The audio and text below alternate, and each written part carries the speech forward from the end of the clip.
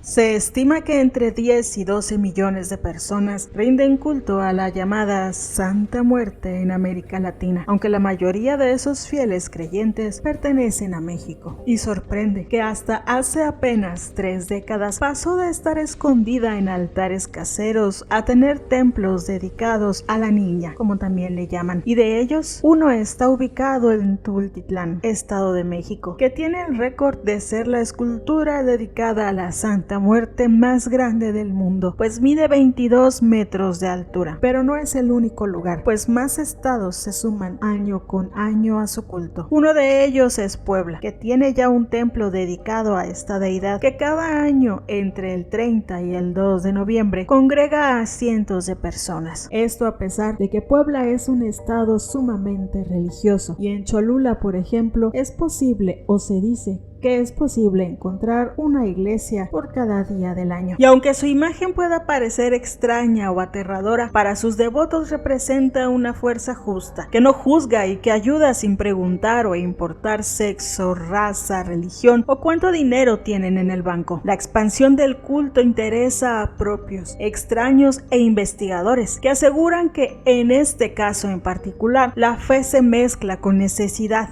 porque los mexicanos tienen la necesidad de la justicia, una que ya parece que poco a poco se vuelve lejana e inexistente, pero también tiene que ver con la resistencia a la desaparición de nuestra cultura, nuestras raíces ancestrales y sobre todo las enseñanzas que nos dejaron nuestros antepasados. Hay que destacar que la Iglesia Católica no aprueba este culto. Sin embargo, las raíces de la llamada flaca se remontan a la época ancestral de México, específicamente con los aztecas, que a diferencia de los griegos no le tenían miedo a la muerte, algo que sí se vio reflejado seriamente con Hades, el dios del inframundo griego al que jamás se le dedicó algún templo, caso contrario a Mictlantecutli, cuyos templos se encontraban en el llamado Templo Mayor de Tenochtitlán, con esculturas de tamaño natural que custodiaban una entrada, y también en el templo único en Tehuacán, Puebla, conocido como el Templo de las Calaveras.